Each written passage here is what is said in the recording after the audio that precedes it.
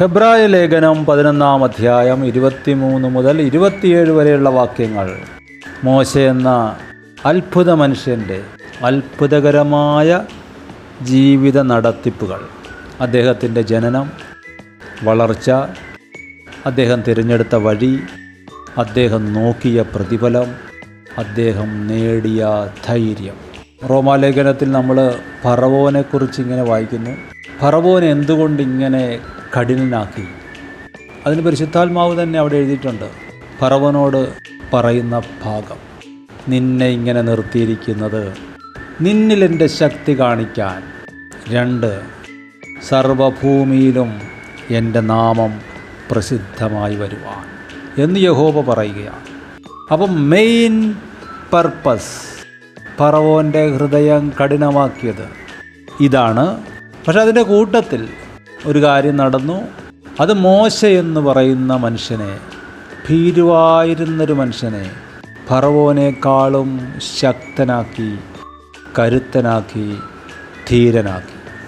മോശ എന്ന മനുഷ്യനോ ഭൂതലത്തിലുള്ള എല്ലാ മനുഷ്യരെക്കാളും സൗമ്യനായിരുന്നു എന്ന് പരിശുദ്ധാത്മാവ് സർട്ടിഫൈ ചെയ്യുന്നുണ്ട്. എന്നാൽ ഇവിടെ നമ്മൾ വായിക്കുന്നു, അദൃശ്യ ദൈവത്തെ കണ്ടതുപോലെ ഉറച്ചു നിൽക്കയാൽ രാജാവിൻ്റെ കോപം ഭയപ്പെടാതെ അദ്ദേഹം മിസ്രയീം വിട്ടുപോന്നപ്പോൾ എങ്ങനെയാണ് പോകുന്നത്? മത്തായി 13 യേശുവിൻ്റെ ഉപമയുമായിട്ടൊന്ന് താരതമ്യം ചെയ്താൽ 100 മേനി വിളവുമായിട്ടാണ് പോരുന്നത്. മത്തായി 13 പറവയെ നമ്മളിവിടെ കാണുന്നുണ്ട്.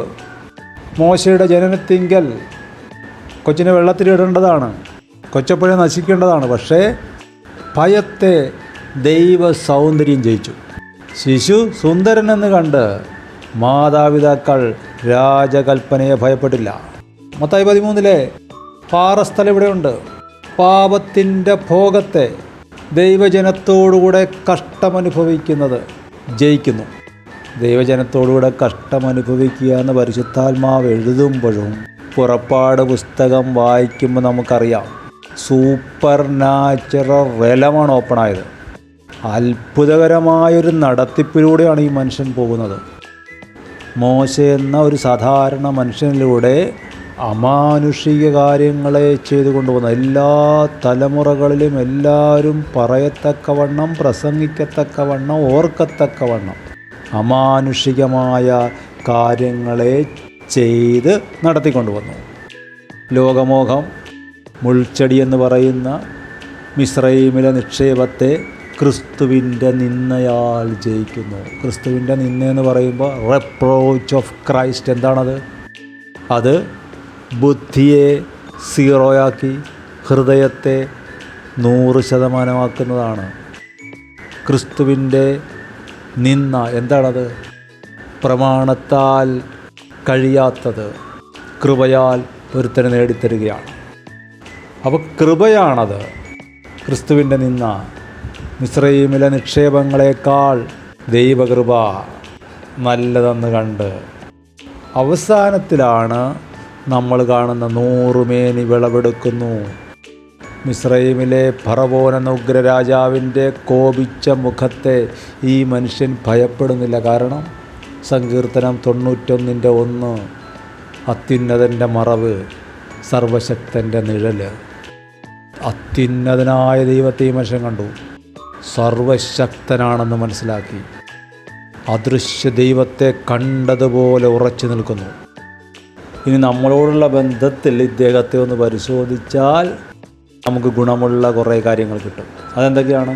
1, മാതാപിതാക്കൾ സൗന്ദര്യമുള്ളതെന്ന് കണ്ടു, അല്ലെങ്കിൽ കർത്താവ് കാണിപ്പിച്ചു. മോശ വളർന്നപ്പോൾ തൻ്റെ ജനത്തിൻ്റെ ഭാരമുള്ള വേല നോക്കി, അല്ലെങ്കിൽ ദൈവം നോക്കിപ്പിച്ചു. പ്രതിഫലം നോക്കിയത് കൊണ്ട് ഫറവോൻ്റെ പുത്രിയുടെ മകനെന്ന് വിളിക്കപ്പെടുന്നത് നിരസിപ്പിച്ചു ദൈവം. മിസ്രയീമിലെ നിക്ഷേപങ്ങളെക്കാൾ ക്രിസ്തുവിൻ്റെ നിന്ന വലിയ ധനമെന്ന് എണ്ണിപ്പിച്ചു ദൈവം. പുറപ്പാട് പുസ്തകം വായിക്കുമ്പോൾ നമുക്കത് മനസ്സിലാവും. വേണമെന്ന് വെച്ചിട്ട് 40ാമത്തെ വയസ്സിൽ ഓടിപ്പോയതല്ല, ഓടിപ്പോകേണ്ടി വന്നു. 40 വർഷം അവിടെ ആട് മേയിച്ച് നടന്ന ഇഷ്ടം കൊണ്ടല്ല, ദൈവം ചെയ്യിപ്പിച്ചു. 80-ാമത്തെ വയസ്സിൽ ശുശ്രൂഷയ്ക്ക് വേണ്ടി വന്നതല്ല സ്വമേധയാ ദൈവം വിളിച്ചു വരുത്തി. എന്താ ഇതിൻ്റെ അർത്ഥം? ദൈവം നിങ്ങളെ കണ്ടിരിക്കുന്നു.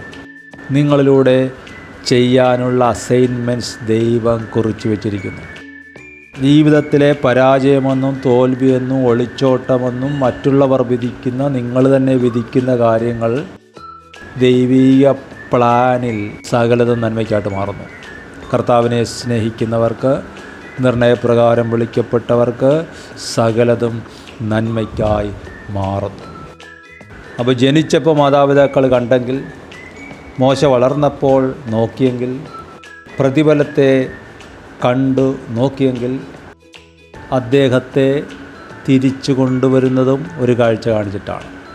അതിനെക്കുറിച്ച് സ്റ്റെഫാനോസ് തൻ്റെ പ്രസംഗത്തിൽ വരെ അപ്പോസ്തലപ്രവൃത്തി 7 പറയുന്നുണ്ട്. മുൾപ്പടർപ്പിൽ പ്രത്യക്ഷനായ ദൂതൻ മുഖാന്തരം അധികാരിയും വീണ്ടെടുപ്പുകാരനുമായി അയച്ചു. മുൾപ്പടർപ്പിൽ തീ കത്തുന്ന കാഴ്ച കണ്ടിട്ട് സാധാരണ മനുഷ്യർക്കൊന്നും തോന്നുകയില്ല. പക്ഷേ മോശ അതിന് വിളിക്കുന്ന പേര്, ഞാൻ ഈ അത്ഭുത കാഴ്ച എന്താണെന്ന് ചെന്ന് നോക്കട്ടെ. 40 വർഷമായി ഈ മനുഷ്യൻ്റെ ഉള്ളിൽ നോവുന്ന നോവ്, ഇച്ഛാഭംഗം, എൻ്റെ മണ്ടത്തരം കൊണ്ട് എൻ്റെ ചാർച്ചക്കാരെ രക്ഷിക്കാനുള്ള അവസരം എനിക്ക് നഷ്ടപ്പെട്ടു പോയല്ലോ എന്നുള്ളൊരു കുത്തൽ മനസ്സിലുണ്ട്. അത് ഇവിടെ തീരുകയാണ്. കർത്താവ് ഒരു കാഴ്ച കാണിക്കുകയാണ്. മുൾപ്പടർപ്പ് തീപിടിച്ചു കത്തുന്നു, പക്ഷേ വെന്തു പോകുന്നില്ല. മോശേ, നിന്നെക്കുറിച്ചുള്ള ദൈവിക പ്ലാൻ തീർന്നു പോകുന്നില്ല. തീയുണ്ട്, ജഡമെന്ന മുള്ളുണ്ട്, പക്ഷേ ദൈവഹിതമായിരുന്നില്ല. സംഭവിച്ചതെല്ലാം ദൈവഹിതമായിരുന്നു. അതുകൊണ്ട് മുൾപ്പടർപ്പിൽ പ്രത്യക്ഷനായ ദൂതൻ മുഖാന്തരം നിന്നെ അധികാരിയും വീണ്ടെടുപ്പുകാരനുമായി അയക്കുകയാണ്. മോശ എന്ന മനുഷ്യൻ ഒരു പ്രമാണത്തിൻ്റെ വക്താവായിട്ടാണ് പുതിയ നിയമത്തിൽ മാറുന്നത്. മോശയുടെ പ്രമാണമെന്നാണ് പറയുന്നത്. സങ്കീർത്തനം 19 അതിൻ്റെ ചൂടേൽക്കാതെ മറഞ്ഞിരിക്കുന്ന ഒരു സൃഷ്ടിയുമില്ലെന്ന് പറയുകയാണ്. അവിടെ സൂര്യനെക്കുറിച്ചാണ് പറയുന്നത്. ആ സൂര്യൻ ന്യായപ്രമാണമെന്ന സൂര്യനാണ്. അതിൻ്റെ ചൂടേൽക്കാതെ മറഞ്ഞിരിക്കുന്ന ഒരു സൃഷ്ടിയുമില്ല. വാഗ്ദത്ത ദേശത്തേക്ക് എല്ലാവരും കടന്നു പോകുമ്പോൾ ഈ മനുഷ്യൻ ചോദിക്കുന്നുണ്ട് ദൈവത്തോട്, യഹോവേ, അങ്ങയുടെ ഭുജവീര്യം ഇപ്പോൾ അടിയനെ കാണിച്ചു തുടങ്ങിയല്ലോ. അങ്ങയെപ്പോലെ ബലവാനും ശക്തനുമായൊരു ദൈവം ഏതുള്ളൂ? ഞാൻ ഈ യോർദാൻ കടന്നു ചെന്ന് മനോഹരമായ പർവ്വതവും ആ സ്ഥലങ്ങളും എല്ലാം ഒന്ന് കണ്ടോട്ടെ. ദൈവം പറയണം, ഈ ഒരു കാര്യം നീ ഇനി എന്നോട് ചോദിക്കരുത്. കാരണം വിളിച്ചിറക്കി കൊണ്ടുവന്നവർ എല്ലാവരും മരുഭൂമിയിൽ പട്ടുപോയി, നിന്നെ മാത്രം കൊണ്ടുപോയി. ഒരു ചിത്തപ്പേര് വേണ്ട, അതിനേക്കാൾ അപ്പുറം നിനക്ക് ഞാൻ വെച്ചിട്ടുണ്ട്. സകല മനുഷ്യൻ്റെ മനസാക്ഷിയിൽ ഉള്ള ചൂടാണ് മോശയുടെ ന്യായപ്രമാണം. ദൈവം വിശ്വസ്തൻ, വിളിക്കുന്നവൻ വിശ്വസ്തൻ. നമ്മൾ അവനോട് പോസിറ്റീവായി പ്രതികരിച്ചാൽ, നമുക്കൊരു നല്ല മനസാക്ഷി ഉണ്ടെങ്കിൽ, ദൈവം നമ്മളെ കൈക്ക് പിടിച്ച് വലിച്ചു കൊണ്ടുപോയി നമ്മുടെ നിയോഗത്തെ പൂർത്തീകരിക്കും. പരിശുദ്ധാത്മാവിനോട് ഉത്തമഗീതത്തിൽ പറയുകയാണ്, എന്നെ വലിക്കുക, നാം ഓടിപ്പോകുക. കർത്താവ് വലിക്കും, നമ്മുടെ ഓട്ടം പൂർത്തിയാക്കും. അതുകൊണ്ട് ധൈര്യമായിരിക്കുക. കാലങ്ങൾ, പ്രായം, കാലയളവ് അതൊന്നും വിഷയമല്ല ദൈവത്തിന്. നിങ്ങൾ ചെയ്യേണ്ടത്, നിങ്ങളിലൂടെ ചെയ്യേണ്ടത്, അത് ദൈവം നിങ്ങളിലൂടെ തന്നെ നിവർത്തിക്കും. അത് ദൈവത്തിൻ്റെ ഒരു താല്പര്യമാണ്, വാശിയാണ്. ദൈവം അത് ചെയ്യും. സമാധാനത്തോടെ ആയിരിക്കുക, ജയത്തോടെ ആയിരിക്കുക. അനുഗ്രഹിക്കുന്നു, പ്രാർത്ഥിക്കുന്നു. ആമേൻ.